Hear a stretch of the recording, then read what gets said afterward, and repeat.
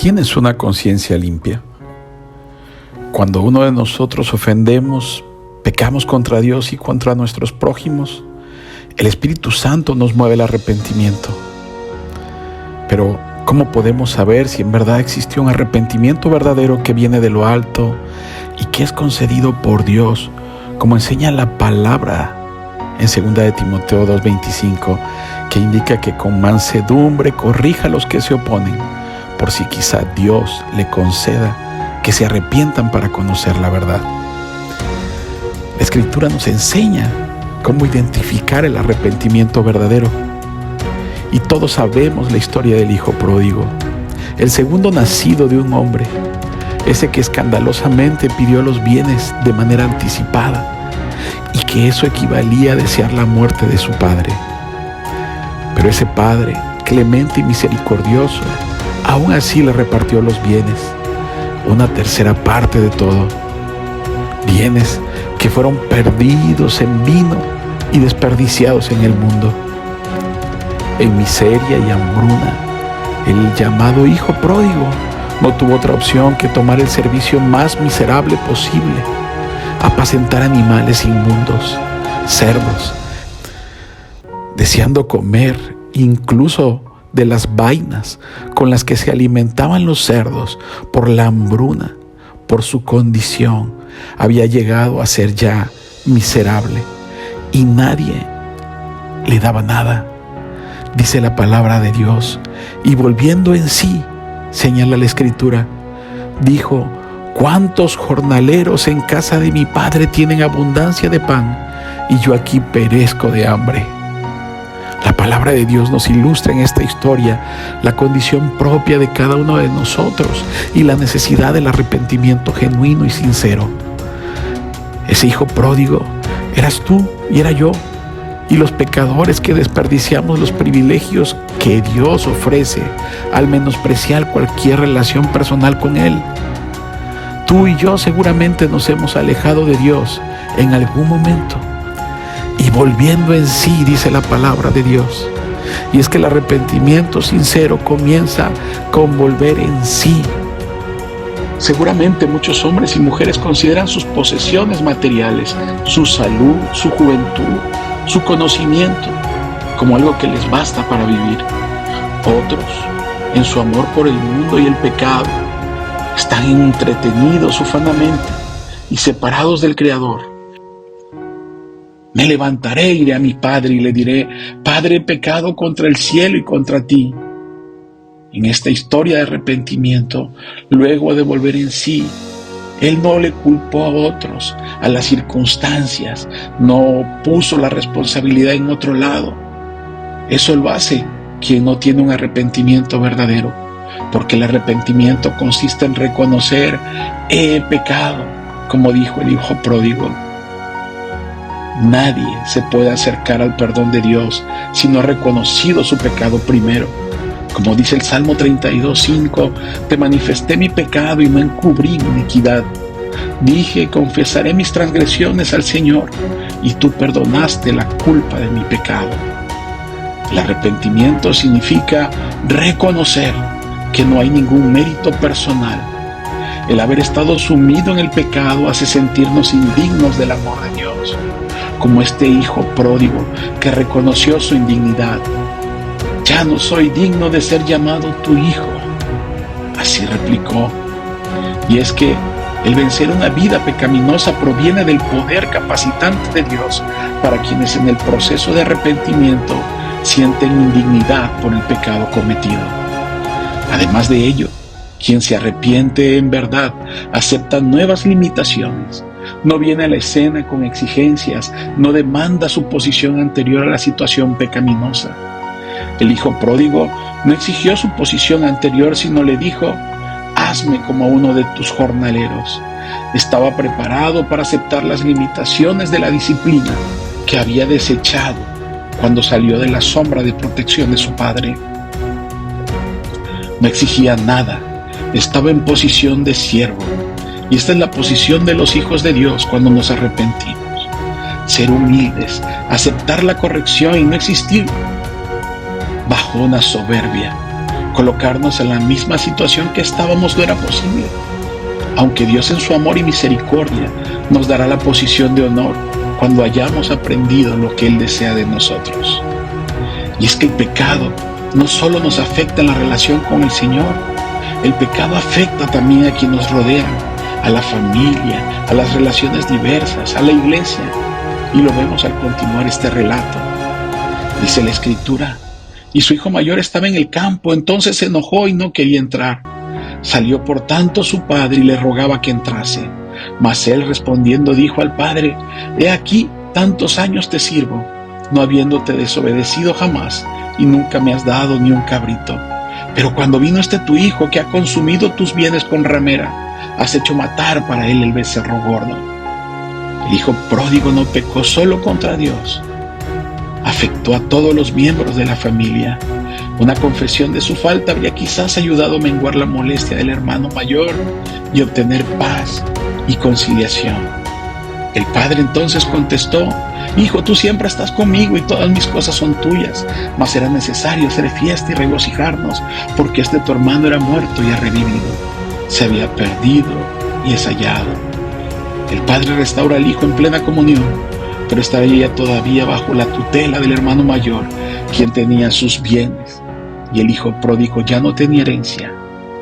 Debería de estar bajo la dirección del hermano, y así quizá deberemos estar nosotros para ser probados hasta demostrar el auténtico arrepentimiento. Y es que cuando esto ocurre, hay fiesta en los cielos, como el padre que se levanta y cuando estaba lejos y vio a su hijo, fue movido a misericordia, corrió y se echó sobre su cuello. El hijo le dijo, Padre, he pecado contra el cielo y contra ti. Hoy digamos eso a Dios.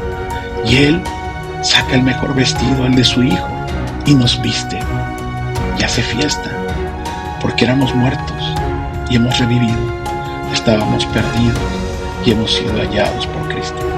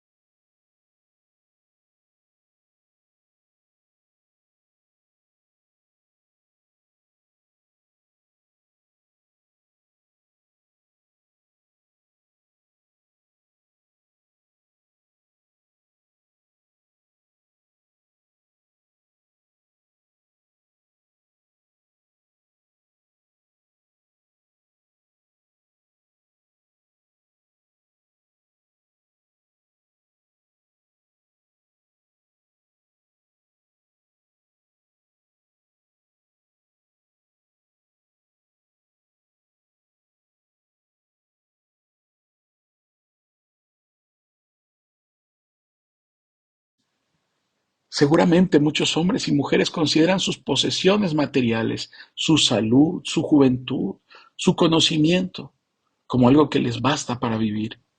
Otros, en su amor por el mundo y el pecado, están entretenidos ufanamente y separados del Creador, y esto los conduce a la muerte eterna.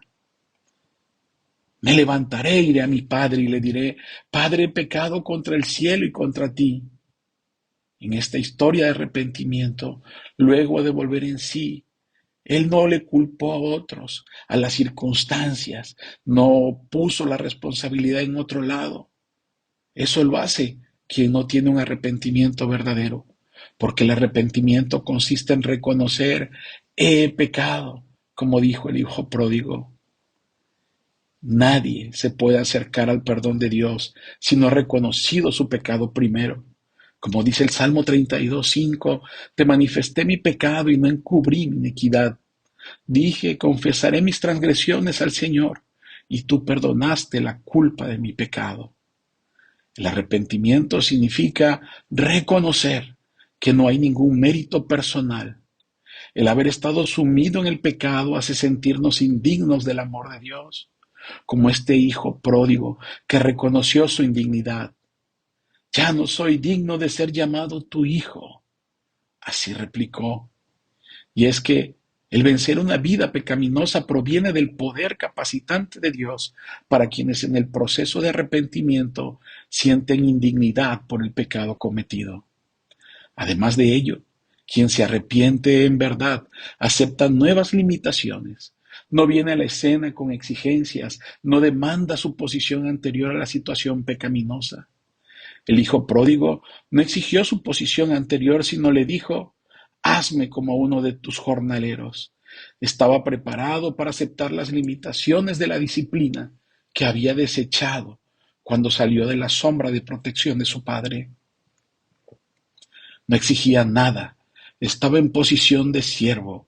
Y esta es la posición de los hijos de Dios cuando nos arrepentimos. Ser humildes, aceptar la corrección y no existir bajo una soberbia. Colocarnos en la misma situación que estábamos no era posible, aunque Dios en su amor y misericordia nos dará la posición de honor cuando hayamos aprendido lo que Él desea de nosotros. Y es que el pecado no solo nos afecta en la relación con el Señor, el pecado afecta también a quienes nos rodean, a la familia, a las relaciones diversas, a la iglesia, y lo vemos al continuar este relato. Dice la Escritura: y su hijo mayor estaba en el campo, entonces se enojó y no quería entrar. Salió por tanto su padre y le rogaba que entrase. Mas él respondiendo dijo al padre: he aquí, tantos años te sirvo, no habiéndote desobedecido jamás, y nunca me has dado ni un cabrito. Pero cuando vino este tu hijo, que ha consumido tus bienes con ramera, has hecho matar para él el becerro gordo.